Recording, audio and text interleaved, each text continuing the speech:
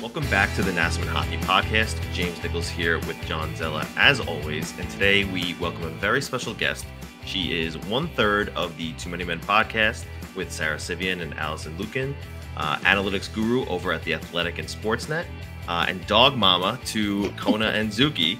We welcome Shayna Goldman to the show. Thanks so much for hopping on with us today. Thanks for having me.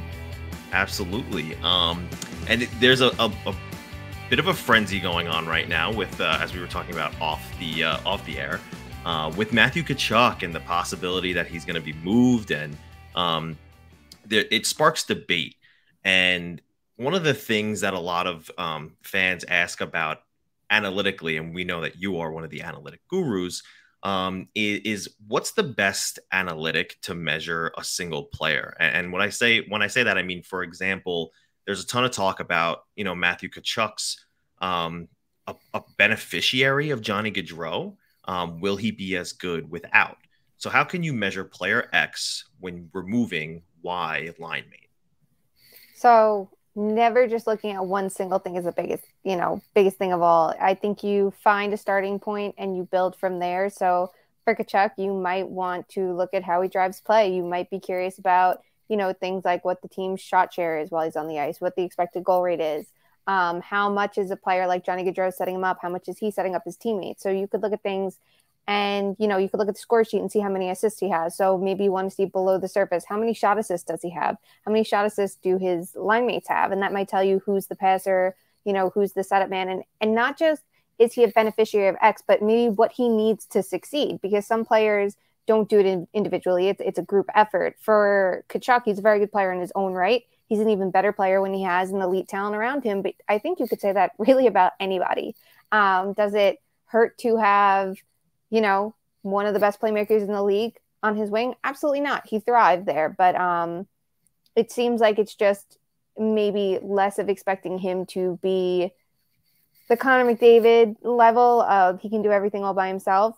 But, knowing that he's a very good player in his own right, and then just figuring out using data to surround it and the video as well as what will put him in the best environment to continue his success.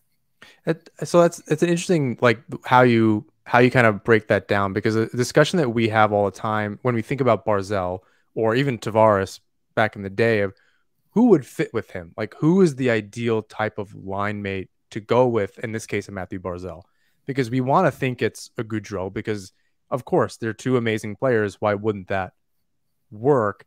And it's so this is a little off script, so I apologize. But just kind of thinking through that, how do we find that? How do you kind of look at two player cards, whether it's Jay Fresh or Natural Stat Trick or something like that, and going through and saying who would kind of create some chemistry, at least on paper, the theory of this chemistry of these two players. How do we kind of dive into that? Because I think we want to think the best player available, like the draft, just pick the best player available and figure it out later.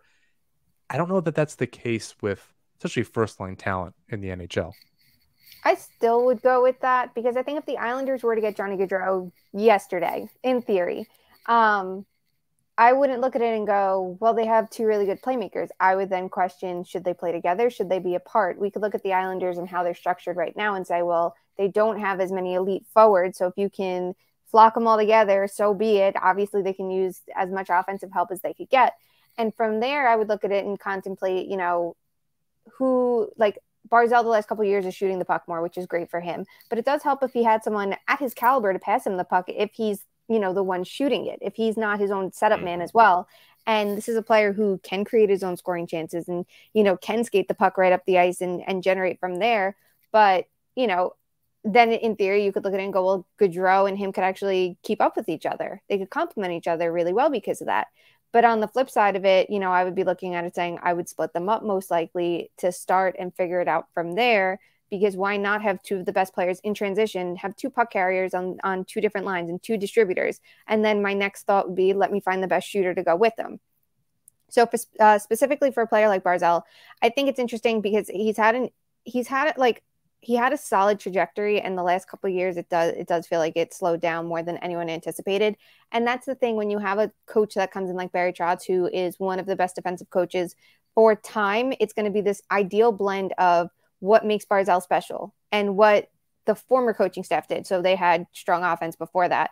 And now you're blending it with the defense and you're going to have this really nice meld of it. But then as time goes on, the defense does start weighing on the offense. And that's something I think is like a flaw of someone like Barry Trotz and his system, that they have to find a better middle ground to extend that time where the two overlap so nicely. For Barzell, I think ideally you can find someone who is defensively sound without it dragging on his line, and finding that kind of complementary player is not so easy. You could look around the league and see depth players try to step up. And, you know, I'll use the Rangers as an example, but they tried having Dryden Hunt play that role for Artemi Panarin. If he can handle the defense, Panarin can play to his strengths. There's a difference between handling the defense and actually complementing your line mate. So that's why someone like Colin Blackwell and Jesper Fast actually worked there, because they brought more than just the defense. So you need a player of that caliber. I think with Barzal, I kind of like Beauvillier for that. I think that keeping him with Barzal might be a little bit interesting for both of them. I like when they play together. And most importantly, when you have one of the best puck distributors, is to have an effective shooter, and not just someone who is a sniper, but someone who can shoot the puck pretty frequently. And that's why Everly worked with him so well. So the natural replacement on this roster, because they have not done much for some odd reason, is a player like Wahlstrom, who can shoot the puck a lot and can shoot it effectively. So we're definitely going to talk about the forwards a little bit later in the show. I definitely want to pick that conversation up in a little while. Referring back to the middle ground that you spoke of, though, you hope that Lane Lambert now coming in can find that middle ground where they're still structurally intact on the defense, but find that offensive prowess too, where they're not scoring only 2.5 goals a game. They need, to score probably about 3 or more to compete in this stacked Metropolitan Division. We wish we had some signings or trades to talk to you about within the Islanders organization, but Lou Lamoriello, and we don't. So what I wanted to do, though, was I guess we do have one dating back to the NHL draft in Alexander Romanov. Islander fans were really mixed in emotion about him. It sounded like, and from what I saw, Montreal Canadian fans and even media were saying, you guys are going to love this kid. What do the analytics say about Alexander Romanov? Lamoriello coined him as a top 4 defenseman. What should Islander fans expect? So it's tricky because his first season, he had a lot more promise than the second season. It's not just that he fell off in terms of scoring, but below the surface as well. His underlying numbers weren't as strong in terms of the team's offensive generation while he was on the ice. And even more troublesome was that his play in transition struggled, which is something that is a strength to his game and is something the Islanders need him to do.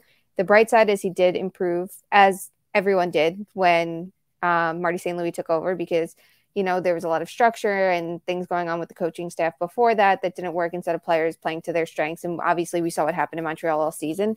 So it can be tough to judge how a player does when the entire team around him is struggling and he's, one of the players struggling as well.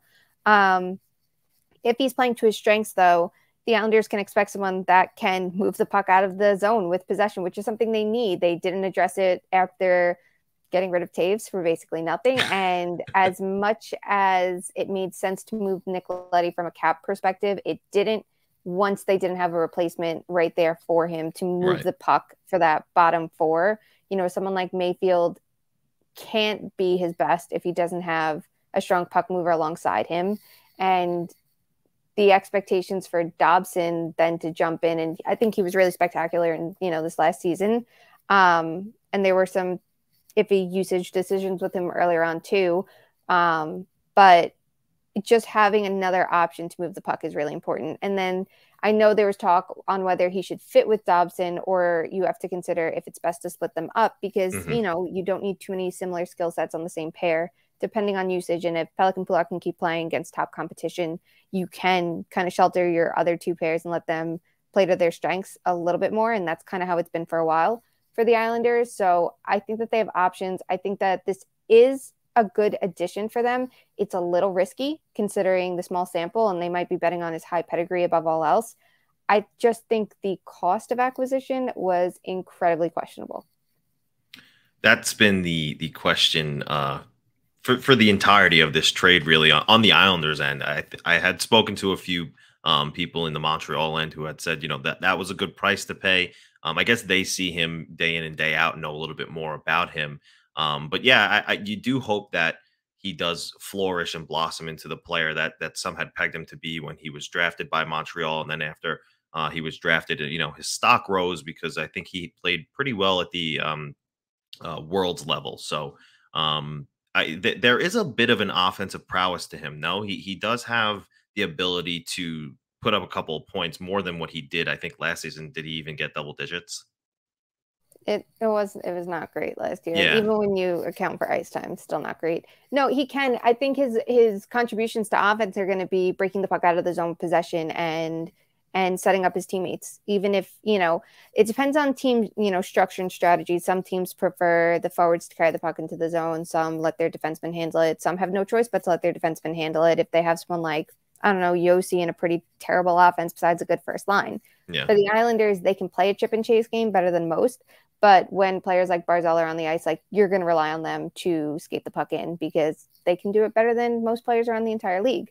But if you can have someone on the back end to get plays started and started on the right foot, so the Islanders aren't always chasing the puck, it should, be a step in the right direction. We talk, a lot about the Islanders, how they play a game that the numbers don't always show is kindly because maybe they go for quality instead of, quantity offense, but it isn't always the most sustainable unless you have the personnel to make it happen. And I think the personnel that they have, they've aged and some of the systems have dragged on them a little bit too much.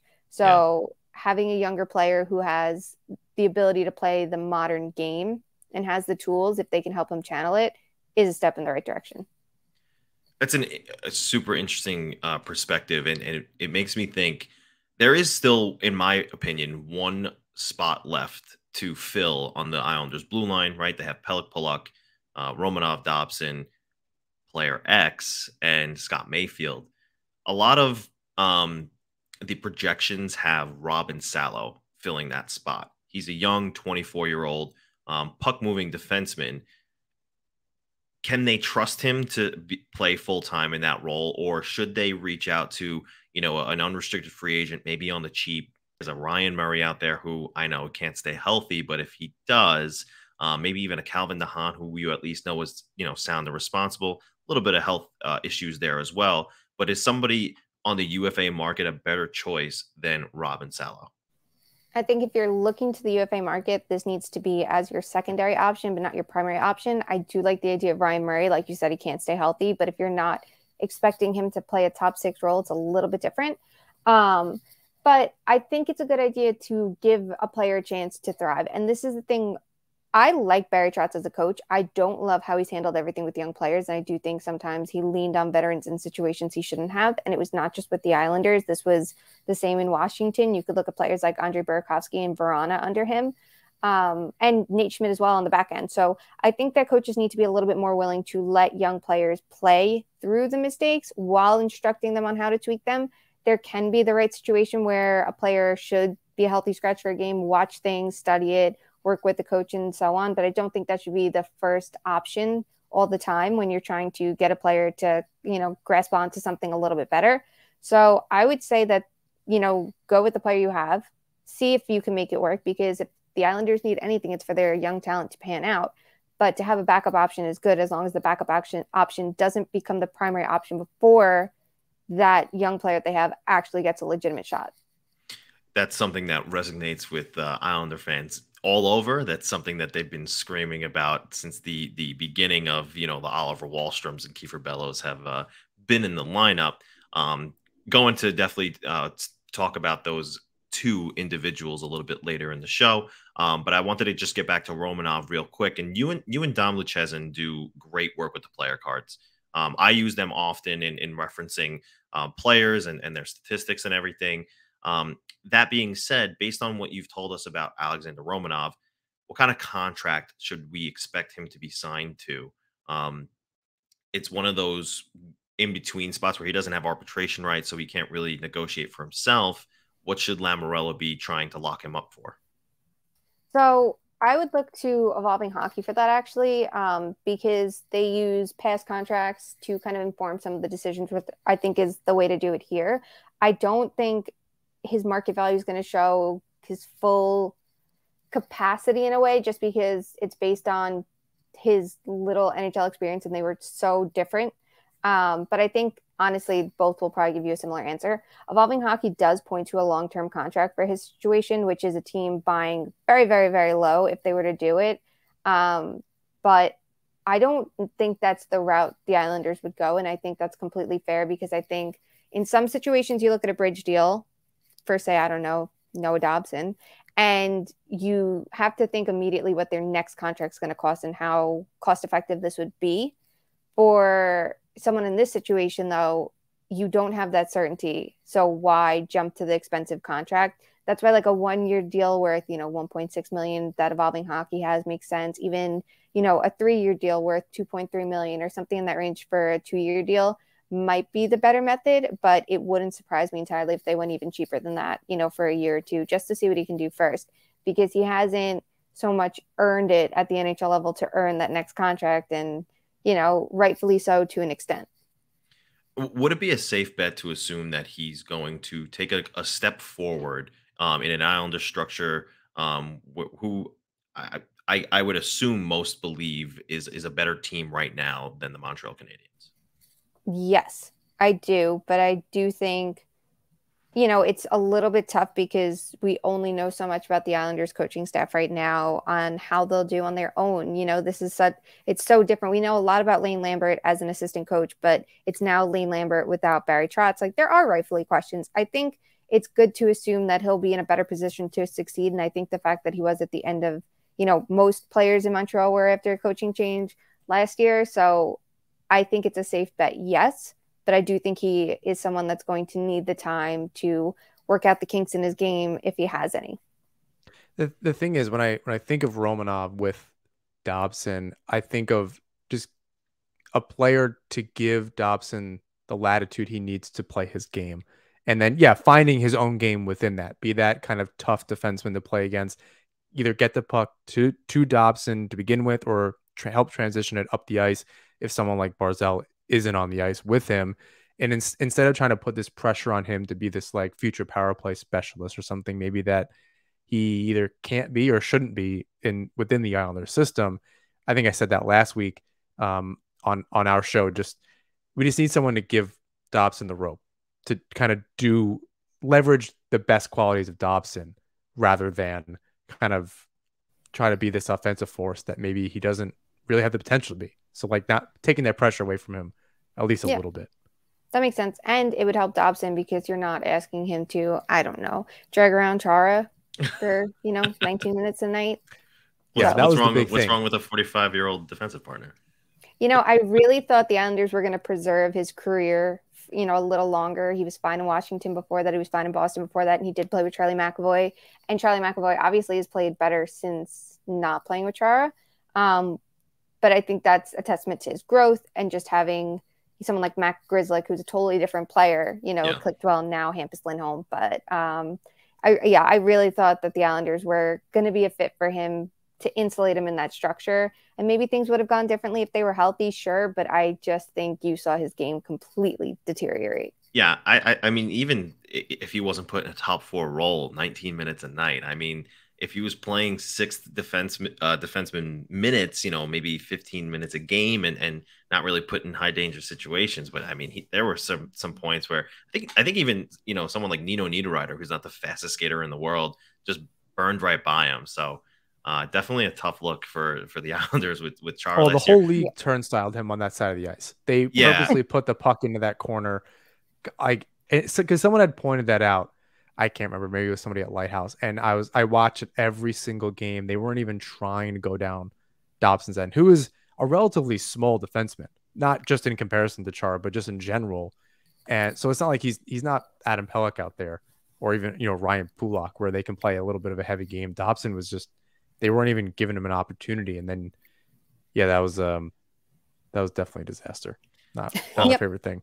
Speaking of Noah Dobson, there's uncertainty in him and his projections. Does he project, or is it fair to project him yet as a number 1 defenseman? We saw what he did last season. He was incredible from, I want to say, January 1st on, after he scored that OT winner against Edmonton. I think that really jump started his trajectory upwards. But is it fair to say that he could be a number one defenseman soon? Is he that already, or is it too early to even be talking about this? Yeah, I think you can say that he is top pair caliber in him. He is definitely, he had a really strong season, and I think that it's obviously the question of, can he handle the actual role, the minutes and whatnot, and he has support in front of him with a very, very, very good top pair. And the Islanders generally have the structure that'll help too. But I think it's safe to say this is a player that can be a strong top pair defenseman. Absolutely. And I think the fact that he showed he could do it without much support around him is also impressive. So yeah, there's reason to be confident in his game moving forward. Yeah, I'm excited to see what he does, and if it's Romanov next to him, that'd be great. Something like John said, where he creates more space for him or whatever. I'm wondering if he'll repeat a 50-point performance. I'm thinking they'll be a little bit more offensive under Lane Lambert, and I do know that Lambert had worked with some of the prospects more often than Trotz did in his time with Washington. So I do think that we'll see some more of the young guys on the ice more often. It's same as Romanov, and if this is something that you can answer, what should the Islanders be looking to do with Dobson's contract? If it's me, I'm looking to sign him up long term, like he did with Pelech and Pulock. You're probably paying him a little bit more than his market value, but I'm not sure. You would be the one to ask that question. What should the Islanders do with Dobson? So I like looking at similarity score based on players within his age range that had similar seasons on both ends of the ice. And his top comps after this past season were Seth Jones, Cam Fowler, Oliver Ekman-Larsson, Oscar Klefbom, Shea Theodore, and Pulock ahead of him. So, those are all really encouraging that I think should tell the Islanders that this is someone who can be a top pair defenseman, which is why I think going with a bridge deal, which they might do to ease their cap situation, is a mistake, because I think he'll earn that much more in his next contract. I do understand that under Lamoriello, 2 wins I can give him. I should say there are 3 wins that Lamoriello gets in his tenure, in my opinion, and there's really only 3. And it's the contracts to Pelech, Pulock, and hiring Barry Trotz, because Barry Trotz brings in his own coaching staff that has done wonders. Sure. So in theory, if he stays with that, maybe the Islanders get him for less than what he's worth. At this point, his market value is about $8.2 million per season on average over the next 7 years, which it really is not bad for someone who, is a top caliber defenseman. There are defenders who make more that are a lot worse than him, and they pay for past performance versus paying for future and current performance, which you would do for someone who's in their lower 20s, when we know, players tend to peak in their mid 20s, instead of going 2 years, putting him in his mid 20s and then paying him for his upper 20s and things like that. It's not the end of the world if he doesn't get, a massive contract off the bat and they go with that lower risk deal. But I just think it would be a mistake. So for me, I look, again, the contracts, I think that would be the most sense would be maybe getting them around $7 million, because players often, especially when they're restricted free agents, because market value by Dom Luszczyszyn's model is what they would get on the open market as an unrestricted free agent, which obviously Dobson is not, and is not going to get to that point anytime soon. So you can lessen that number, because players usually don't make it. So I think the $7 million range is a little bit more reasonable, and anywhere between those 6 to 8 years makes sense. If they don't want to commit to 8, I think 6 or 7 would still be a win. Yeah, you wonder if he's actually going to get in that 6 to 7 million range, because for me, what I think of is Lamoriello has this sort of hierarchy in his contracts, from what I've noticed. And he won't pay a younger player who hasn't proven himself as much as, say, an Adam Pelech, as much money as Adam Pelech is making. So I do wonder if Dobson does break the AAV of Pulock or Pelech. I think Pulock makes more at like 6.125, if I'm not mistaken. Yeah. So it's 6.15, and then you have Pelech at like 5.75. So it's not like it would be giving Dobson less than what he's worth, and I would wonder the same exact thing, which is why I think that's why teams could have tried to look at, him for an offer sheet, because the Islanders have that structure, with their payments, that they tend not to give those. And I get it to an extent, but when you're paying players for different parts of their careers and you consider cap hit percentages and things like that and growing caps, then it only makes sense. But what Lamoriello does doesn't always make sense and is sometimes old school to a fault. Yeah, no, it's definitely well said. All right, I want to transition to the forwards now, and we don't really know what's going to happen between now and probably when's the season start? October 8th. So like October 7th, we won't know what the contracts look like. We won't even know who's on the team. But up until that point, if you had to pick two running mates with Mathew Barzal as currently constructed, doesn't matter what happens between now and September, who on the Islanders would serve best on a line with Mathew Barzal? You alluded to it a little bit earlier, but there is a right side that needs to be filled as well. So who would those two people be? So I would go with Wahlstrom on the right because he's a frequent and effective shooter, which is all you can ask for alongside someone like Barzal. You need someone who actually has finishing talent, which he does. And you need to have someone that knows how to get to the quality areas themselves and put themselves, to give themselves the space. And Barzal can buy his teammates a lot of time and space, but I don't think he should be expected to do everything by himself. So if you have someone like Wahlstrom, who isn't a bad passer himself either, we just think of him for his shooting, and rightfully so, that's a good player to have on the right. And on the left, I think you have options. I think Beauvillier is an interesting match there because I think the two of them have chemistry. He brings defensive support. He can be a fine setup player. But on the flip side, there's nothing wrong with keeping him with a player like Anders Lee, who is a great net front player. So even if Barzal's technically passing to him, if it's shot passes, if he's there to finish the chances that Wahlstrom creates or just create some traffic in front, we know how well that works together. And there's nothing wrong. I think that sometimes you have to look at pass line combinations and go, okay, it's over. It doesn't matter. But they had something really special with Lee, Barzal, and Eberle that why not try to recreate it, whether it's with Wahlstrom in his place there and keeping Lee and Barzal together. I think you can still have enough lineup balance, even if the three of them are stacked on a line. But I understand the argument of maybe trying to separate Lee and Barzal and have a little bit more balance to go around. I get it. Palmieri is a cheap option, or even Parise to be a net front type of player. But I personally would want the best players to be around my best players to get them at their best, which they have not been. That's interesting because it makes me think differently about what that first line looks like. Again, going back to that initial question. So maybe I think we were all trying to look at a right winger to play with Barzal, that somebody to come in that wasn't already on the roster, and then maybe having Beauvillier be on that line with Barzal and X player. Hearing Wahlstrom in that position and a really good argument to have him there opens things up, maybe to have that player be on the left side to come in with some serious talent, whatever they bring to the table. Because Lee, Nelson, and Beauvillier played really well together as a second line at the end of last year, maybe the last 20 games or so. So I kind of think of them as a line already. If Beauvillier isn't used in some kind of trade or cap dump or whatever the case is, there's also a Josh Bailey to consider. Different conversation, I suppose. But now it's at least making me think about that line differently. And that was exactly why I was trying to think of what do these players look like? Is it simply the best player available? And in that case, if all right, we have center and the right wing on that first line taken care of, and now we're just looking for someone to play left wing to really, whether that's net front presence or another setup man to set up Barzal and Wallstrom, then you're really opening things up a little bit. I would add, though, if they can add a forward, left wing, right wing, a high-end top six forward that they have needed for a couple years, if they finally want to get that moving, and I don't mean someone who was that 5 years ago or 10 years ago, or maybe even someone who hasn't necessarily played on a Lou Lamoriello team before, they can look at new players and new options. That is absolutely the route to go, because you could put Wahlstrom in a different combination. You could put a left wing in that situation, whatever it may be.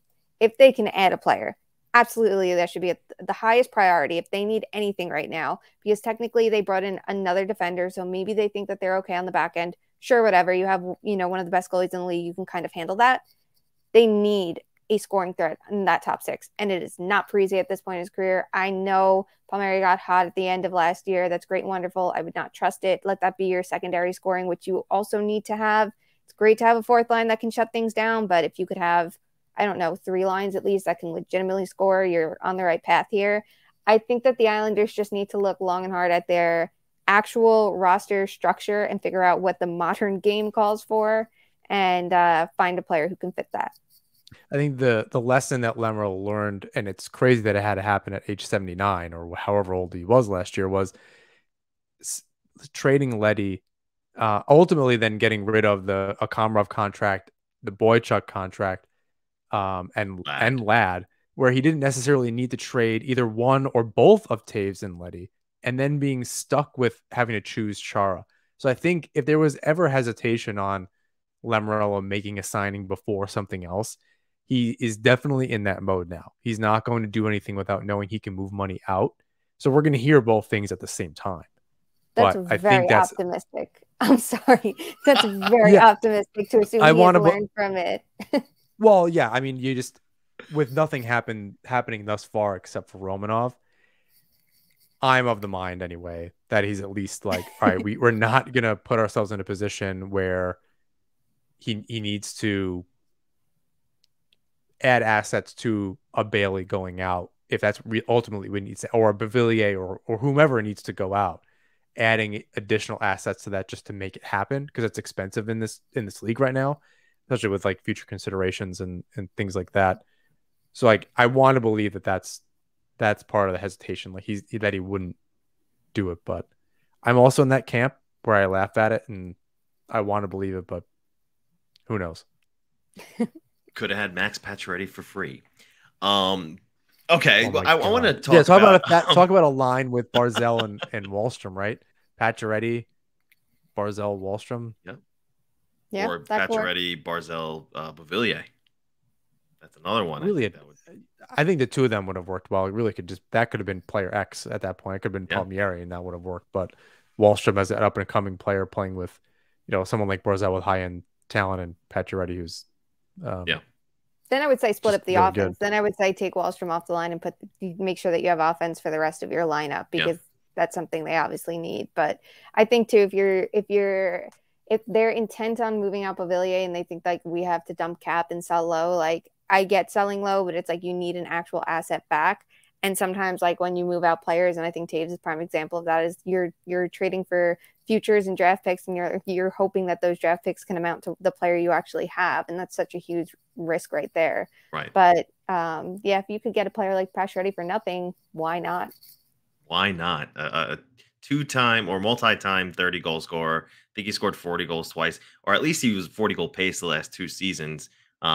Listen, he was tunnel vision on Johnny Gaudreau. That obviously didn't happen. But I do want to talk about Anthony Beauvillier, who you've mentioned a couple times now.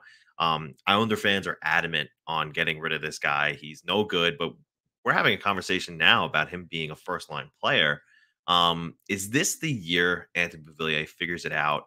What is it that he's not doing, or what is missing in his game that you see from your perspective? We know he can be inconsistent. Why might that be? Does 2022-23 look better for Anthony Beauvillier? He's a tough one to project, because I think like a season or two ago, there was the question of should the Islanders move on from him? Should they sell high? Does he have anything left to give to them? And things like that. And last year, his defensive impact really did fall off, which was a strength of his game before that. And the offense wasn't too great either. So I think the biggest thing is that the teams need a shakeup tactically. I think that's going to have a positive impact on everybody. I think it's a matter of having supporting players that actually can drive play and push the pace a little bit more than, who everyone's been surrounded by the last couple of years. I think that there's potential for him. And if I'm the Islanders and I don't trade him, I try to find it as best as possible. And that means putting him in the best position to succeed and then knocking him down from there. I think you could look at it the other way and say he needs to earn it. But when the Islanders aren't the team filled with the perfect forward depth, it could be a little bit trickier to earn it, because if you don't have support around you and you're not the elite player, you're not elevating everyone, and you need that, you need someone to push you along. So if they don't trade him, I say try to figure out everything to get him to play to his strengths and figure out the best spot for him. And it might be on that second line that you mentioned before. There was a time where it was, Bo, Bailey, and Nelson were super successful together too. So I think the Islanders know the combinations that he can click in. It's just, trying to find them at this point and trying to get him to play to his strengths and trying to push him to, have defensive structure without letting it weigh on his offense too much. And I think he can be a productive supporting player, but it's also realistically understanding what his ceiling is. And if he gets to it and they don't think that he's going to stick there, then obviously it could be the right time to move on. It just should be for something legitimate back. In speaking with another Islander writer earlier today, Beauvillier was part of this massive package that he had projected to me in offer for Matthew Tkachuk. I just want to pull it up here. I want to know if Shayna says yeah, who or Shayna tell me who says no. The Flames or the Islanders? The Islanders would get Matthew Tkachuk upon agreement of an extension in exchange for 2 first-round draft picks, Oliver Wahlstrom, Anthony Beauvillier, and Atu Ratu. It's interesting. Who says no to that? Well, I think that's a really tough one. It's tough now because I think in a normal world, maybe that could be a trade and it could make sense. I think that it's a lot to pay, but he's a player that's worth it. But if someone offer sheets Tkachuk as well, the Flames could get 4 first-round picks back. Yeah. So I just don't know if that's a deal that other teams wouldn't jump to match, I think is the biggest thing right now. And because there aren't as many high-end players available at this phase, and because Johnny Gaudreau went somewhere no one expected, so many teams that needed that high-end wing didn't get it. I wonder if another team could match that. And also a team that's in a crappier position right now could match that because their draft picks would be a little bit higher versus the Islanders, who might be late first-rounders. Yeah, that seems to be the issue for the Islanders trying to upgrade through trade is other teams have better prospect pools, better trajectories with their draft picks because the Islanders are in this weird like middle area where they're not going to have a super high draft pick, but they're also not going to win a Stanley Cup at this time anyway. So hard for them to come up with assets to improve through trade. Moving on to Oliver Wallstrom. There was a point where, and I wrote this as if it was happening right now. I looked at the analytics before we started this, and there was a point before I think Oliver Wahlstrom lost all of his confidence. Barry Trotz had scratched him a couple of times and everything, but there was a point in the season where it was a good sum of games. I want to say it was like 40 plus games where the analytics loved him. He was one of their best offensive, I guess, creators. I want to say maybe through December, January. What are you seeing from Oliver Wahlstrom, and what kind of player do you project him to be? Because he feels, and we've spoken about a little bit, like he could be one of the answers to the offense for the Islanders. Yeah, so last year his scoring was a bit slanted towards goals, and that was something I was looking at earlier in the year, league wide, and I was curious who had the best chance of having the most skewed scoreline based on their offensive generation. Is it all shot based? Is it, are they puck moving as well? Things like that. And Wahlstrom wasn't entirely one dimensional in just a shooter. So that bodes well for him too, because he can actually set up his teammates and be a dual threat, which I think is the best you can be, because if everyone expects you to shoot and you can actually make a crafty pass, you're that much more dangerous. With him, it's kind of interesting because he was expected to score, I think, about like 4 or 5 more goals than he actually did based on his shot quality before we even factor in the shooting talent that he has. So that's a player that if he has the confidence and actually has ice time, and that's a big if, and even more so if he could have top 6 caliber line mates, I think that he could be a really effective player. Do I think he's going to jump out and be an elite goal scorer next year? If that's the case, absolutely not. But I do think that he could be a productive top 6 caliber player, which is what they should hope for. They should be trying to maximize the years before these players start asking for more money, because if you want to contend, you have to balance your inexpensive contracts along the way. Yeah, he's in a contract year. At one point, I did say that he has the shot to be able to score 30 goals at the NHL level at some point. 12 last year, I think 13 or vice versa, 12 and 13 in the last 2 years. Maybe 20 is not out of the realm of possibility or something that we should not expect next season. But like you said, depends on deployment. I felt like more often than not, I would check the game sheet after the game and would look all the way at the bottom of the Islanders roster and say, Oliver Wahlstrom, 9.5 minutes. Yep. How is that happening when the game is so fast paced and he's like your youngest guy, probably besides Barzell, one of your best skaters, and we're not playing him, for 5 or 6 more minutes a game. It was incredible to see the deployment for him, and even more incredible was when Kiefer Bellows would come into a game after being scratched for 5 games in a row, he would still have more ice time. He would be playing 15 minutes a game, and Wahlstrom would still have that, quote unquote tough love of a game and only play for 9. So it will be interesting to see how Lambert, handles Wahlstrom. I do think that he is a viable top 6 option. You wonder if he'll be involved in some sort of trade if one does go down this summer. Some people are hanging on to that hope. Others are saying there's no way in hell. I guess we'll see. But I do want to talk about Kiefer Bellows. He's another 24-year-old winger. He didn't file for arbitration. That tells me his contract is probably worked out. He was drafted as a goal scorer. He does show flashes of scoring ability. I mean, he's had a couple of, I think he had a couple of multi-goal games this season. His first game ever was a multi-goal game. Does Kiefer Bellows have a full-time NHL future? Maybe. I'm not as high on him. I think it's very easy to get carried away with players when you see them thrive at like tournament levels and things like that. And I think having a name doesn't hurt. I think that he has a good shot, but I also think that he hasn't done enough to show that he can drive play. I don't think he does enough to individually create offense. And sometimes, yes, lineup placement does, factor in. We're talking about that a ton with Wahlstrom. You have to be in a position to succeed. And you could say that Bellows hasn't always been, but I don't think that he's shown enough in the minutes that he's had to warrant getting more ice time and more favorable minutes. Could he have had another goal or two maybe based on where he was shooting the puck from? Maybe. But I don't think he did enough to push the pace of play that would make me think he belongs in a team's top 6. I think he's a depth player for now who maybe can show a little bit more of a spark than that, but I'm not too high on his game. And I could be wrong. I could absolutely totally be wrong about this one. I'm definitely not a prospect expert, and he's past the point of being a prospect. But I don't think he's shown enough that's necessarily inspiring, but you really never know. Some players are just late bloomers, and that's fine. Yeah. When I was looking into his deployment, I did notice that he had really good numbers as far as analytically. He had, I believe, something above a 50-something% Corsi 4 when skating with Brock Nelson. I think the goals 4% percentage was good as well. High danger Corsi 4, high danger goals 4 percentage. I think all of that was 50 or above.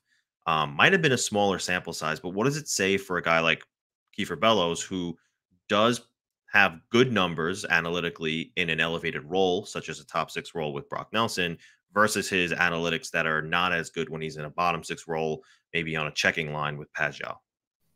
So I think the two things to try to figure out is, are his teammates elevating him and helping him play to his strengths, or is he a little bit more of a follower on the line, which is okay. Some players are. Not everyone is the leader on every single line and just happens to succeed when their teammates do. But the biggest test would just be seeing that in more ice time. If you see encouraging numbers in a short sample, you have to take it in stride that it's a short sample, a small sample, which can emphasize the results. But if it's positive, then you want to see it get more minutes to see how it stabilizes over a longer stretch of games. And they didn't get that yet, but maybe they will, and that'll help define what his role should be and what his trajectory is from there. The last thing I think I want to ask you about is Ilya Sorokin. Lots of talk on, should the Islanders move Semyon Varlamov? I think no. It's a 2 goaltender league now. You need both. But Sorokin has been on the record to say, I think I play better in higher volumes. That aside, I stated a while back that it's fair to say, I think I said this in around February, it's fair to say that Ilya Sorokin is a top 3 goaltender in the NHL right now. Does Shayna Goldman say that that's fair to say as well?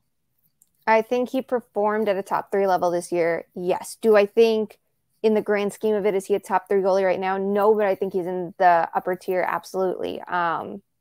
Because we could look at something like goal saved above expected. He was second behind Shesterkin in private metrics when you consider, things like pre-shot movement a little bit more. And if not, he's still third if you look on Evolving Hockey, behind only Shesterkin and Frederick Anderson.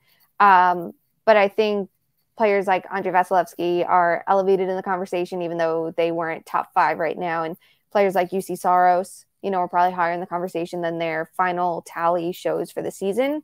But another season like this, and he can absolutely be in that conversation. He's a very good goaltender. He showed it this year when his workload was not as easy as everyone would expect it to be behind the Islanders, because they were not nearly as good as, defensively as we anticipate them to be.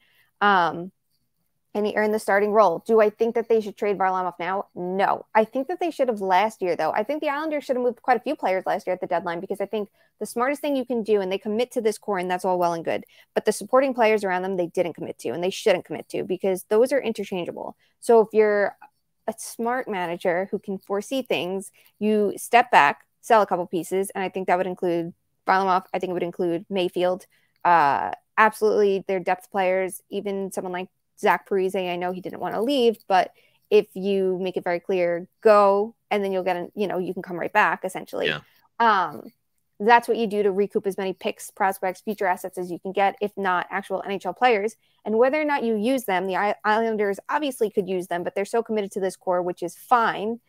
Then you take them for parts that will help the team. So if you could have gotten, say, a second round pick back, you could use that and package that up to try to bring in that high end winger that they need. And maybe they wouldn't have had to move their first round pick this year. They would have had other assets that could have been in play, or they could have packaged them together for something even better than they could have initially imagined getting.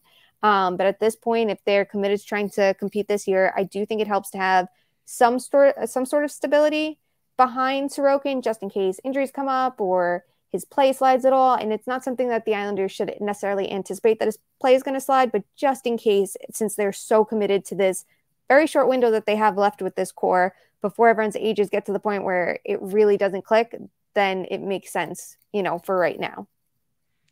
So as currently constructed, do the New York Islanders return to the playoffs in 22-23, and how does Ilya Sorokin get them there? It's literally if Ilya Sorokin can get them there. It's tough because we're talking about different coaching impacts, but I don't think that they've done enough to earn a spot in the Metro. I think that they would have to vie for a wild card seed with other teams, and I think that maybe they could slide in, sure, but I'm not super high on what they look like right now, because it's every player a year older than where they finished, and where they finished was not nearly good enough. So if they could bring in even a middle six scorer, I think the conversation shifts a bit. Even if they can't get that top six scorer, I think that they really need to do something. And, coaching could change a lot. It could change, honestly, everything if they can get a more offensive system in and players can start playing like the way we know that they can. Right. It's a totally different conversation. But right now, I think that they're pushing for a wild card seed, but they are not solidified in the division. I think that teams like Carolina and New York are absolutely ahead of them. And they're going to have to find a way to match that offensively. I definitely agree that on the offensive side, they need to add to make it in the playoffs. But I don't think getting there is just tied to the forwards. I wonder if Varlamov, because Sorokin had a winning record last year, which is crazy. And high at 26, 16 or 18. Like it was a very clear difference somehow. I don't know how that works out. It was really the backup role. It was the Varlamov role that if he wins, I said this to James a number of times, it was one win a month different. They're in that conversation. They're at least closer to that conversation, maybe within 2 or 3 points. And that's a much different season to think about. So I wonder if it was really on the defense and the goaltending last season, particularly Varlamov, more than it was the offense. The offense is the thing that's going to help them succeed in the playoffs. I think they need it in the regular season too. I'm not going to disagree with you. I would have done a backflip or whatever my attempt at a backflip would have been for Gaudreau. But I really wonder if it's that Chara Green Varlamov thing that really was their downfall last year, and not necessarily the late blooming offense from like Peugeot, Palmieri, so on. Yeah. No, that makes total sense. And I think that it's fair to say, like, if their defense was better, they wouldn't have need goaltending to be spectacular, which they needed Sorokin to be. He had a winning record because he saved more than 20 goals above expected, which is one of the best in the league. And that legitimately you can translate to standing points and see what they would have had with the league average goaltending versus outstanding goaltending that they had. It's on the defense, it's on the forwards, it's on everybody. I would expect their defense to be better this upcoming season. I think that's fair to say. Another year of Dobson, improved usage. they have made a tweak or two there. So I think that that's trending in the right direction. And if they have better defense, you can expect their backup goaltending to be stronger as well. I think it's a little bit of everything that's holding them back right now. And we'll see, because they don't have to be as defensively sound and structured if they have more offense, because the best defense is a good offense. If you have the puck, you're not worrying about, you're forcing your opponents to play defense before they can ever play offense. So that puts you one step ahead. So it is a little bit of everything. I just think that there's room for improvements everywhere. I'm not even like worried so much as what a backup goalie would do in those games, because usually teams try to play a little bit better when a backup's in net, and they, I think, can see what Sorokin can do. He can steal games. And if he's going to get more games next year, which we would anticipate, he's going to steal more of them, I would bet. So it's just a little bit of everything. So he doesn't have to be the one that's perfect every single night for them to have a shot. And they're a better team than they were last season, because last season was an absolute mess. It was out of their control, but they still could definitely improve. I think going into last season, they were still, as much as they made it to the Eastern Conference Final the year before with that team, it's 2 years later. And you notice that decline a little bit more. So it's how can you beat yourself from 2 years ago? And I think that they have a lot of work to do that. Yeah, and when you remove Tays and Letty from the equation, respectively, in back-to-back years, that definitely doesn't help. And it kind of just shows you exactly why they made that regression when they, plug in a Chara or an Andy Green or both, just to fill the spots of those two guys. You saw what Devon Tays did this year. He's looked upon as a top 10 defenseman in the NHL now, which stings. But at the time, that's not what the Islanders had.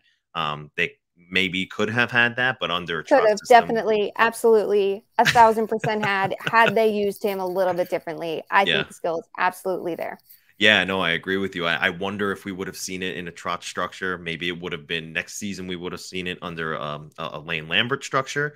Don't know how different they're going to be. There's just too many question marks there yet. But that wraps it up for us here, Shayna. We thank you so much for coming on the show. My last question to you is, when do you retire from journalism and go behind a bench to coach one of these NHL teams or run one? Because you clearly know how to put them together. So I'm sure Jeff Marek would be first in line to have you as an advocate for you to be the general manager of one of said teams. Maybe when the NHL, when hell freezes over and women are viewed as equal to men in hockey and don't have to have a resume that's 3,000 times the length of a man. So until then, I'll just be here making fun of everyone. You mean you won't need to be quite literally the best women's hockey player of all time to just be an assistant GM? Even then, it's a stretch. I mean, then it's how are they qualified? And here we need to talk about every single accomplishment they have versus this one man who flunked out of hockey and played 5 seasons as a crappy third pair defenseman. And look what they can do. Yeah. Well, John and I are big fans of Too Many Men, big fans of you, Sara, Alison, all of the above. Tell our listeners a little bit about where they can hear from you, read you, or anything, even buy some of your products that I know you make, which are super cool in your spare time. Super cool. Plug yourself and let everybody know where they can find you. So you can find me on Twitter at Hey Shay. It has 3 Y's on Shay and 3 Y's on the Hey. And you can find my work at Sportsnet and The Athletic. And Too Many Men will be back up and running in August, taking a little break to recharge. And yeah, that's where you can find all my stuff.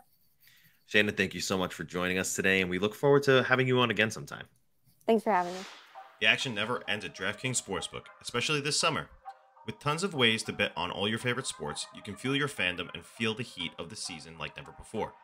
Plus, right now, DraftKings Sportsbook is giving new customers a risk-free bet up to $1,000. That's right.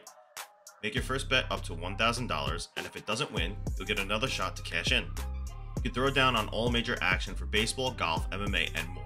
Plus, with same-game parlays, spreads, money lines, over-unders, and props, your betting options feel endless. Best of all, DraftKings is safe, secure, and reliable. You can deposit and withdraw your cash whenever you want. Download the DraftKings Sportsbook app now, use promo code THPN, make your first deposit, and get a risk-free bet up to $1,000. That's promo code THPN, only at DraftKings Sportsbook. Minimum age and eligibility restrictions apply. See show notes for details. Thanks again so much to Shayna Goldman of Too Many Men Podcast, The Athletic, and Sportsnet. Please do yourselves a favor. Follow her, the trio at Too Many Men. Follow the Too Many Men podcast as well. Follow the the not just them for hockey, but them for moral and as people, because they're some of the best people that you can really follow and talk to and interact with.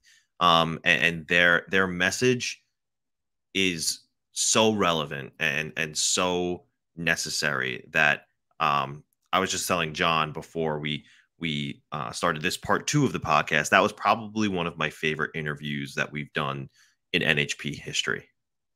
Yeah, I definitely enjoyed that. I liked the objectivity and just kind of like sticking to the facts kind of thing, backed up Yeah. then by, instead of like the eye test backed up by analytics, it was the other way around. So it was kind of nice to have that conversation.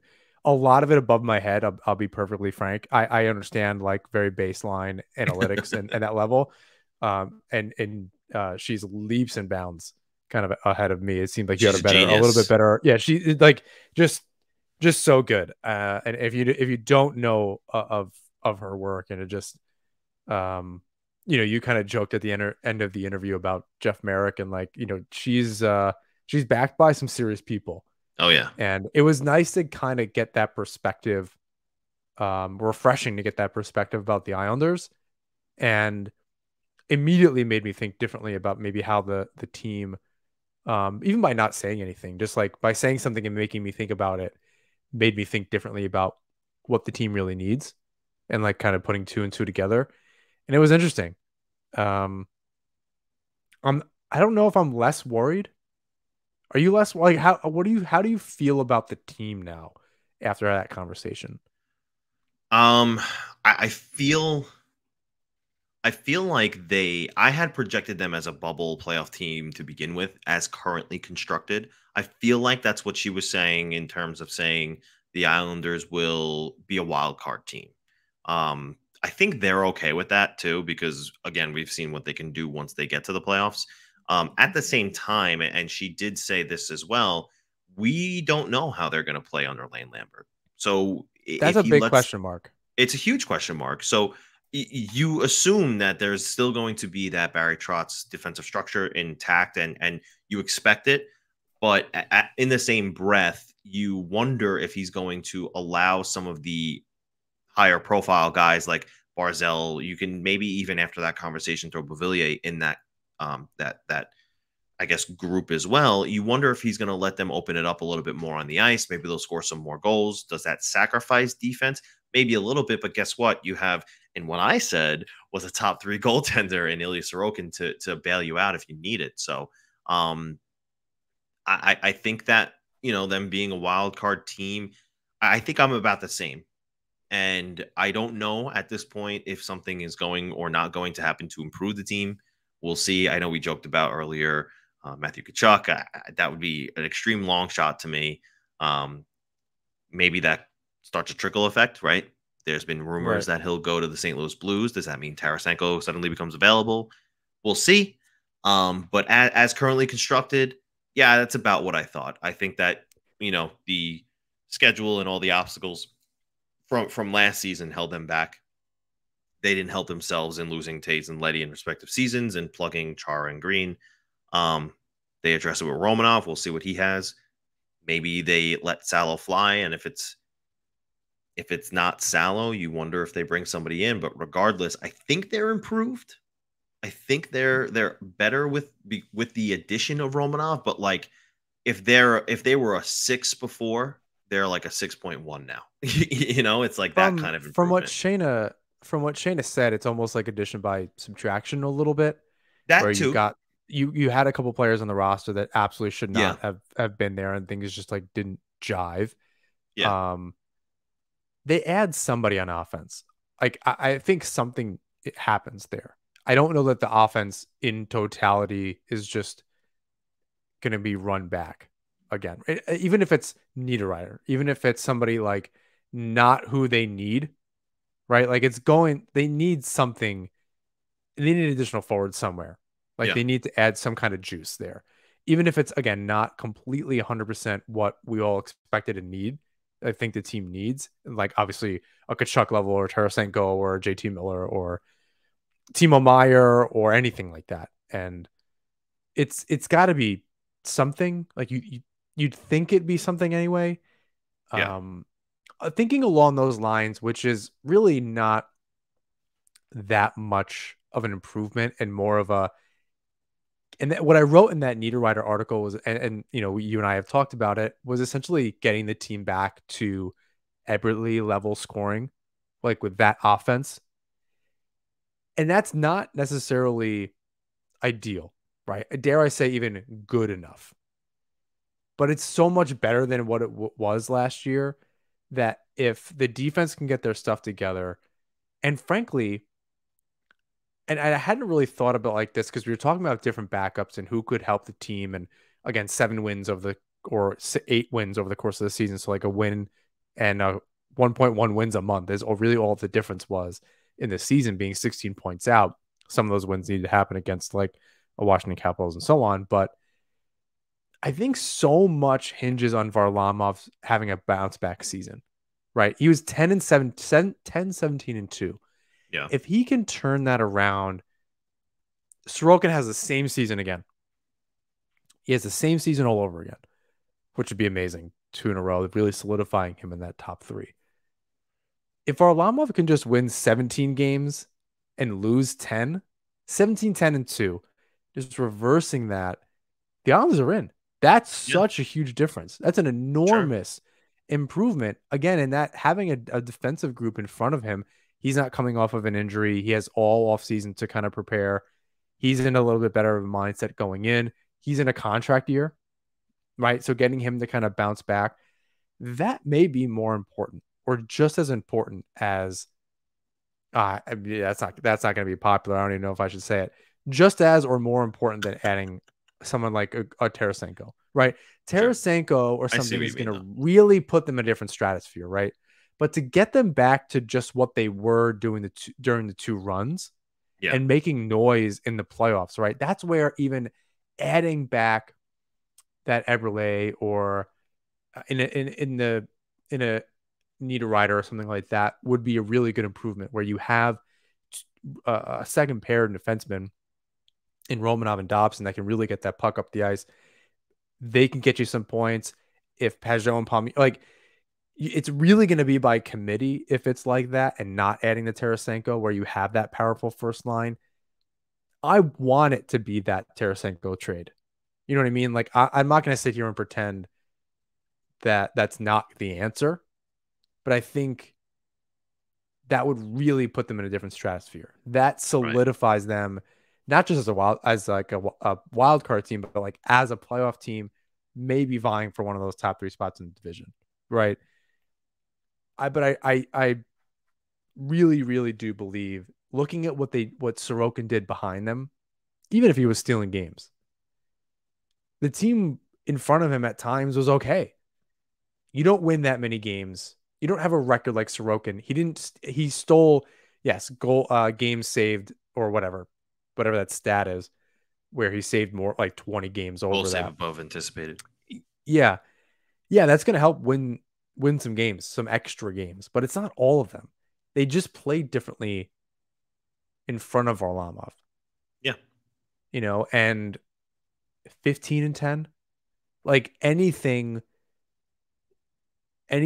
better. And I think the defense has improved enough, and he'll be having, again, contract year, all that. He'll be prepared and poised for that as well. And yeah, they need to find some scoring.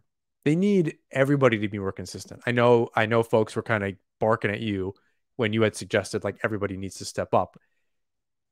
Yeah, 2 things can be true. We've said that a billion times on this show. It's just as much about adding a Tarasenko or a Miller. That a first line does not a Stanley Cup winner make. You need everybody to participate, particularly in the playoffs. Yeah. Because those top lines and those stars are often neutralized. Those 3-2, 2-3, whatever game, 3-3 games, a lot of the stars are scoring your goals. It's somebody who's going to step up, who's the hero. And that's where your secondary scoring is really going to come in handy. But that probably points to the need to have that top line. Yeah. Winger. But I think I'm largely just setting myself up to like not be super disappointed. and figuring out how can the team as constructed figure it out. But I know it's necessary. Yeah, I think it's really interesting how, again, and I said this to Shayna, Islander fans are shipping Anthony Beauvillier to the moon as soon as they can. But we're sitting there and having a conversation and putting him on the first line. And she said, well, it comes with the given fact that if you're going to keep him, you have to try to maximize his potential, and you have to put him in that situation. And she's absolutely right. And they he haven't was done a good largely job of that with anybody. right. And I don't know how much the Islanders did or didn't do that for Anthony Beauvillier, because for the most part he was on the second line, so he was getting top 6 minutes. But maybe it just ran dry for him. Maybe he needs to play with somebody more creative, like Barzell, somebody a little faster paced. Like they have similar. Barzell's the best skater of the two, but Beauvillier is not far behind, and he can keep pace with him. And I love the idea of Beauvillier playing on the left of Barzell and Wallstrom playing on the right. I've been an advocate for a Barzell and Wallstrom duo for a long time. I think that the short stint that they had together last season didn't go as well as it could have, only because of how much damage was done prior to trying that. I think that the Definitely. confidence for Wahlstrom was shot, and there was just so much that he was probably overthinking, gripping the stick too tight and everything. In a clean, fresh slate of a season, I think that worked very well. And a line of Beauvillier, Barzell, and Wallstrom is super intriguing to me. I meant to ask her this too, because she said, as long as they don't have to sign Lou Lamoriello disciples, somebody who's already played for Lou Lamoriello. I was like, so you're saying that they're not going to get Nazem Kadri's? Yeah, or they shouldn't anyway. Right. But yeah, like I said earlier, that was again one of my favorite interviews, most insightful interviews, and there's not many better people to follow on Twitter other than Shayna. If you want to know analytically the game of hockey, and even for, like I said earlier, a moral standpoint, she's just one of the best people. Really enjoyed having her on today. Anything further from you, John? I think the Mathew Tkachuk thing is interesting. That package really hurts. I know we didn't really have a chance to talk about that during the interview. I didn't really want to take away from it. She seemed intrigued by it, and maybe it's just my like Neanderthal hockey brain thinking that's a lot for one player. I'm really just not sure how I feel about it. I don't really know what the options are, and I mean that's what I wrote the other day was it's just not straightforward. I don't really know what to think anymore. Like we can throw around players all we want, and they could all be the right answer in their own respect. Well, we named a bunch of players from Timo Meier to Tarasenko. It could really be any JT Miller. It could really be anything, but I think it's just how you get there and what it takes for both sides. That's what's really frustrating. Like I can't come up with scenarios like that Mathew Tkachuk thing. Like I can't even begin to put a package together. That sounds like a lot. I don't know whether it does it or not. I don't really know how much the Flames value Tkachuk. I know they're high on him. Like I know like he's super valuable to their team. But like as far as a trade is concerned, once a player gets to the place that he's at, I know it doesn't drop the value, but it makes it so much harder because the player just takes the control away. So like when I think of deals like that, I'm like, I don't know. Like you better win a cup if you're gonna do that stuff. That doesn't mean not do it, right? It just means like look at the Penguins. Like they've managed to like kind of continue to recoup and Tampa Bay as well. But like the Islanders don't have the prospects that or even the AHL depth that Tampa has. So like I just get worried about shooting your shot. It's interesting because we talk about that huge package that the Islanders would have to give up for a Mathew Tkachuk, right? A lot of the response to that was, well, DeBrincat only went for 3 draft picks, and Kevin Fiala only went for a player and a prospect and a pick. I If you would have told me before those trades Kachuk cost that much, I would have agreed. But look at those ones, in the not so distant past. For me, my answer to that is the timing is super relevant for those trades. The draft picks that were acquired for DeBrincat were for the draft that just happened. If you're going to trade draft picks, we don't even know where they're projected to be for the next draft, right? Because there's not been a season. We don't know what the standings are going to look like. We don't know what the draft order is going to be. And there's also something to, in my opinion, at least, instant gratification, right? You don't have to wait almost a whole year to use those picks that you traded for in exchange for your star player.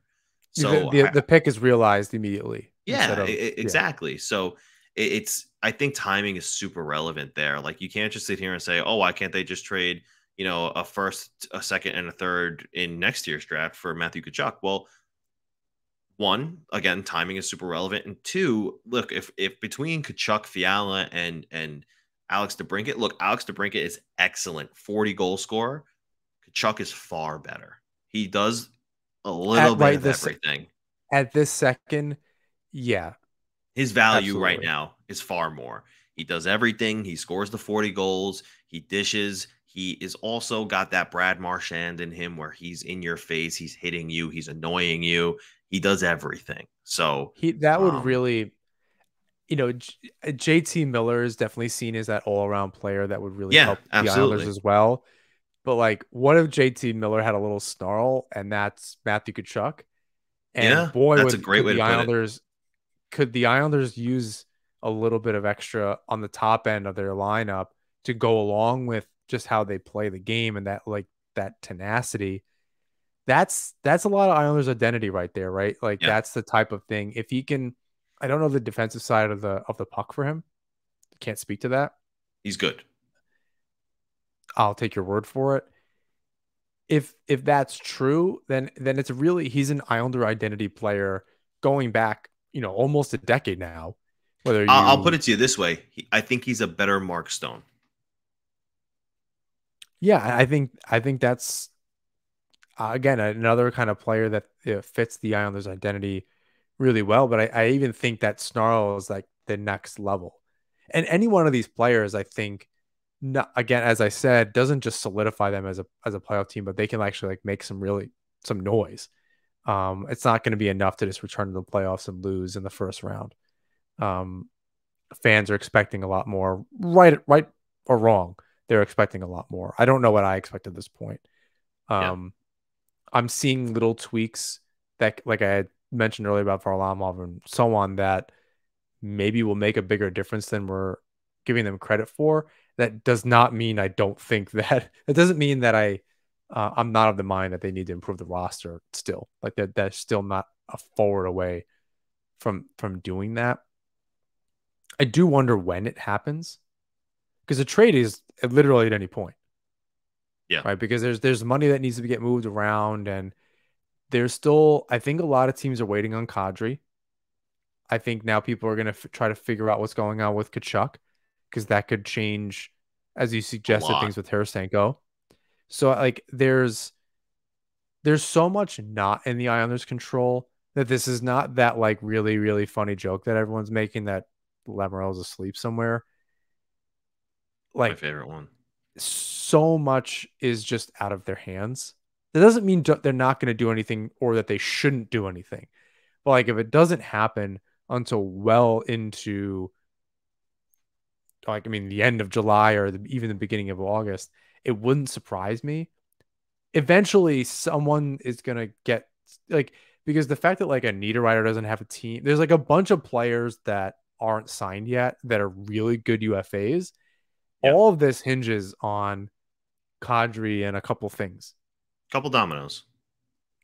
So once one tile falls, the rest will kind of come into place.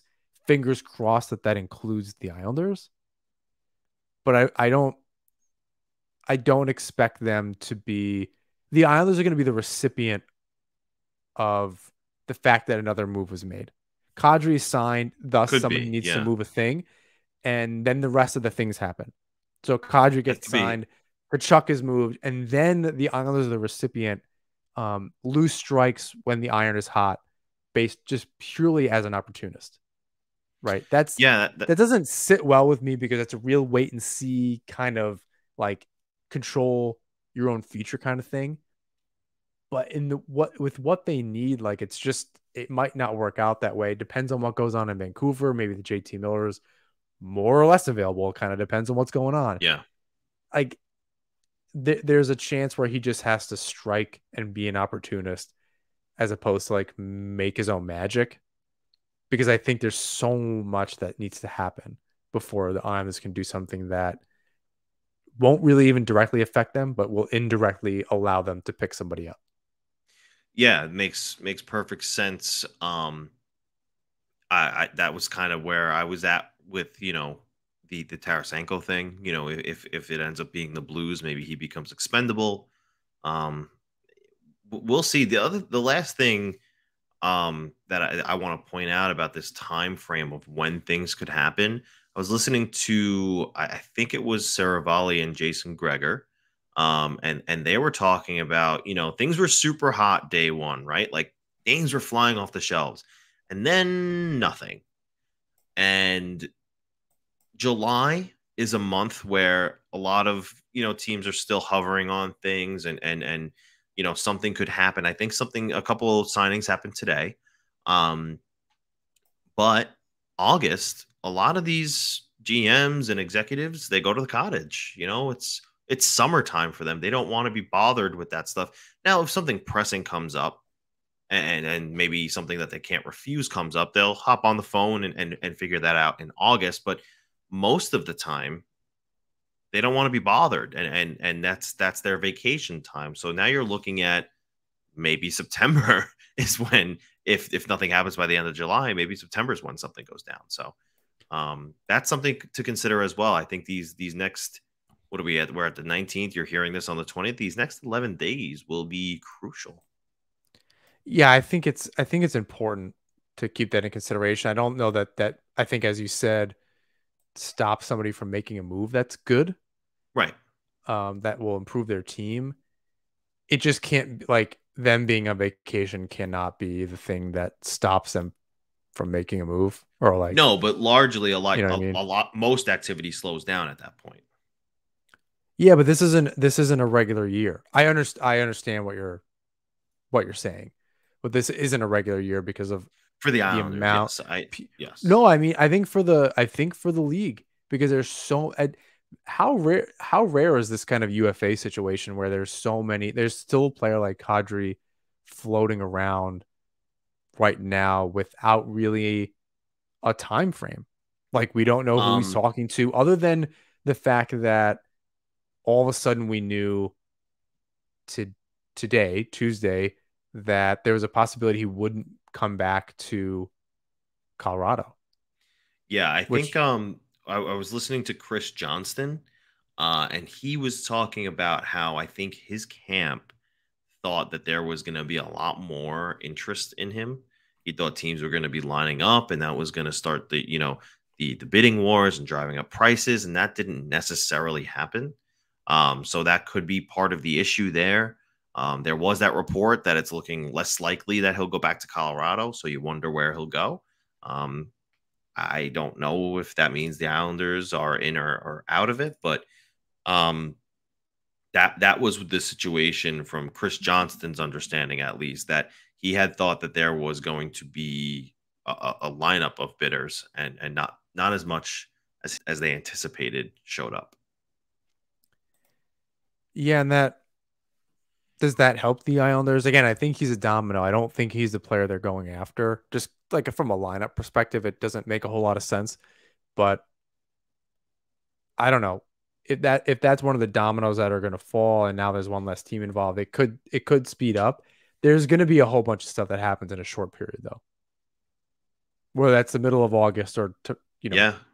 ruins this episode altogether, or this part of the episode altogether, in because the all the things start happening. But yeah, I'm a little unsure where the Islanders, like, what the next steps are. Um, like like Shayna joked, like that the Islanders would need to move a player to bring somebody in, and that they're not necessarily like maybe they didn't learn from their mistakes. Um, I can go both ways on that. It's entirely possible they have not learned absolutely anything. Um, the fact that nothing's happened makes me believe, because if nothing happens, they need Bailey and Beauvillier in the lineup. Like that's their lineup. Yeah, essentially, yeah. It's Beauvillier, Barzell, Wallstrom, Lee, Nelson, Bailey, the P3 line, identity line, done. Like that could be the lineup. So you can't really move someone like Bailey without knowing that you're going to replace him. You can't just stick Bellows there. That's just not a smart move. That's not making Right. that's not going to make your roster better. As much as you may not like a Josh Bailey, it's not going to make your roster better. So that's kind of a question mark. Am I boring you? You're yawning already. No, no, fatherhood is upon me soon, and I've been busy these days, so Oh yeah. All right. I'm feeling it a little bit. It's soon, huh? Like any Uh, day. yeah, could have been yesterday. False alarm. Could have been the day before. False alarm. So we're waiting. There's I don't. We haven't spoken about this, you and I, yet. But it's good. It's supposed to happen in the month of August. I don't know if that means the show might take a short hiatus. We'll figure that out between you and I, and we'll let you, the listeners, know what happens next.